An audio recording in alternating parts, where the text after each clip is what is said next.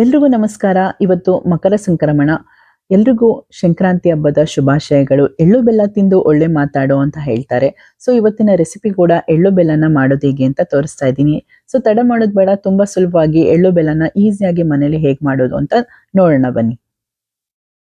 ಮೊದಲಿಗೆ ಒಂದು ಬೌಲ್ನ ತಗೊಂಡಿದ್ದೀನಿ. ಇದಕ್ಕೆ ಒಂದು ಅರ್ಧ ಕಪ್ ಆಗುವಷ್ಟು ಎಳ್ಳನ್ನ ಹಾಕೊಳ್ತಾ ಇದ್ದೀನಿ. ಬಿಳಿ ಎಳ್ಳನ್ನ ಲೋ ಫ್ಲೇಮಲ್ಲಿ ಇಟ್ಕೊಂಡು ಒಂದು 5ರಿಂದ 6 ನಿಮಿಷಗಳ ಕಾಲ ಕೆಂಪಗಾಗೋ ತನಕ ನಾವು ಫ್ರೈ ಮಾಡ್ಕೋಬೇಕು. ಇದು ಘಮ ಘಮ ಅಂತ ಸ್ಮೆಲ್ ಬರುತ್ತೆ, ಅಲ್ಲಿ ತನಕ ನಾವು ಫ್ರೈ ಮಾಡ್ಕೋಬೇಕು. ಹಾಗೆ ಬೆಲ್ಲನ ಸಣ್ಣದಾಗಿ ಕಟ್ ಮಾಡಿ ಇಟ್ಕೋಬೇಕು. ನಿಮ್ಗೆ ಏನಾದ್ರು ಟೈಮ್ ಇತ್ತು ಅಂತ ಹೇಳಿದ್ರೆ ಸ್ವಲ್ಪ ಬಿಸಿಲಲ್ಲಿ ಒಣಗಿಸ್ಕೋಬಹುದು. ಇಲ್ಲ ಅಂತ ಹೇಳಿದ್ರೆ ಇನ್ಸ್ಟೆಂಟ್ ಆಗಿ ಒಂದು 2ರಿಂದ 3 ದಿನದಲ್ಲಿ ಖಾಲಿ ಮಾಡ್ತೀವಿ ಅಂತ ಹೇಳಿದ್ರೆ ಹಾಗೆ ಹಾಕೋಬಹುದು. ನಿಮ್ಗೆ ಟೈಮ್ ಇತ್ತು ಅಂದ್ರೆ ಸ್ವಲ್ಪ ಬಿಸಿಲಲ್ಲಿ ಒಣಗಿಸ್ಕೊಳ್ಳಿ. ನೋಡಿ, ಈ ತರ ಸಣ್ಣ ಸಣ್ಣ ಪೀಸ್ ಆಗಿ ಕಟ್ ಮಾಡ್ಕೋಬೇಕು. ನೆಕ್ಸ್ಟ್ ಕಡಲೆಕಾಯಿ ಬೀಜನ ಹಾಕೊಳ್ತಾ ಇದ್ದೀನಿ. ಇದನ್ನು ಅಷ್ಟೇ ಮೀಡಿಯಂ ಫ್ಲೇಮಲ್ಲಿ ನೀಟಾಗಿ ರೋಸ್ಟ್ ಮಾಡಿಕೊಂಡು ಸಿಪ್ಪೆ ತೆಗ್ದು ಈ ತರ ಬಿಡಿಸಿ ಇಟ್ಕೊಳ್ಳಿ. ನೋಡಿ, ಈ ತರ ಆದ್ರೆ ಸಾಕು. ಇದನ್ನು ಕೂಡ ನಾನು ಆಡ್ ಮಾಡ್ಕೊಳ್ತಾ ಇದ್ದೀನಿ. ನೆಕ್ಸ್ಟ್ ನಾವು ಕೊಬ್ಬರಿನ ಹಾಕೊಳ್ತಾ ಇದ್ದೀನಿ. ನೋಡಿ, ಕೊಬ್ಬರಿ ಸಿಪ್ಪೆ ತೆಗೆದು ಈ ತರ ಸಣ್ಣ ಸಣ್ಣ ಪೀಸ್ ಆಗಿ ಕಟ್ ಮಾಡ್ಕೋಬೇಕು.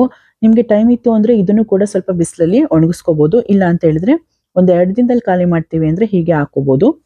ನೆಕ್ಸ್ಟ್ ಇದಕ್ಕೆ ನಾನು ಸ್ವಲ್ಪ ಕಲರ್ಫುಲ್ ಆಗಿರ್ಲಿ ಅಂತ ಹೇಳಿ ಸ್ವಲ್ಪ ಜೀರಿಗೆ ಪೆಪರ್ಮೆಂಟ್ನ ಆಡ್ ಮಾಡ್ಕೊಳ್ತಾ ಇದ್ದೀನಿ. ಇದು ಆಪ್ಷನಲ್ಲು, ಇಷ್ಟ ಇದ್ರೆ ಹಾಕೊಳ್ಳಿ, ಇಲ್ಲಾಂದ್ರೆ ಸ್ಕಿಪ್ ಮಾಡಿ. ನೋಡೋಕ್ಕಂತೂ ಚೆನ್ನಾಗಿ ಕಾಣಿಸುತ್ತೆ, ಮಕ್ಳಿಗೂ ಕೂಡ ತುಂಬಾ ಇಷ್ಟ ಆಗುತ್ತೆ.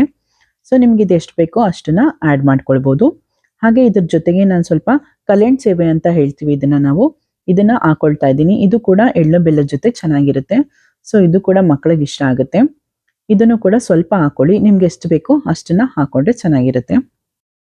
ಕೊನೆಯಲ್ಲಿ ಇದನ್ನೆಲ್ಲ ನೀಟಾಗಿ ಒಂದು ಮಿಕ್ಸ್ನ ಕೊಟ್ರೆ ರುಚಿಕರವಾದಂತಹ ಎಳ್ಳು ಬೆಲ್ಲ ಈಸಿಯಾಗಿ ನಾವು ಮನೇಲೆ ತಯಾರಿಸ್ಬೋದು. ನೋಡಿದ್ರಲ್ಲ ಎಷ್ಟು ಈಸಿಯಾಗಿ ಇದನ್ನ ತಯಾರಿಸ್ಬೋದು ಅಂತ. ಇವಾಗ ಇದನ್ನ ಸರ್ವ್ ಮಾಡ್ಕೊಳ್ಳೋಣ ಬನ್ನಿ. ಇವಾಗ ನಾನು ಇದು ಮಾಡಿಟ್ಕೊಂಡಿರೋದನ್ನೆಲ್ಲ ಒಂದು ಬೌಲ್ಗೆ ಹಾಕಿಟ್ಕೊಂಡಿದ್ದೀನಿ.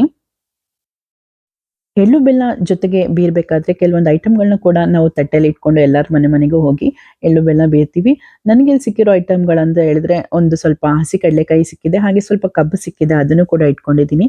ನೋಡಿದ್ರಲ್ಲ ಎಷ್ಟು ಈಸಿಯಾಗಿ ಮನೇಲೆ ಎಳ್ಳು ಬೆಲ್ಲನ ಮಾಡ್ಬೋದು ಅಂತ. ಸೊ ಮತ್ತೆ ನೀವು ಕೂಡ ಮನೇಲಿ ಮಾಡ್ಕೊಳ್ಳಿ. ನೀವು ಕೂಡ ಎಳ್ಳು ಬೆಲ್ಲ ತಿಂದು ಒಳ್ಳೆ ಮಾತಾಡಿ. ನಾನು ಮುಂದಿನ ವಿಡಿಯೋದಲ್ಲಿ ನಿಮಗೆ ಮತ್ತೆ ಸಿಗ್ತೀನಿ.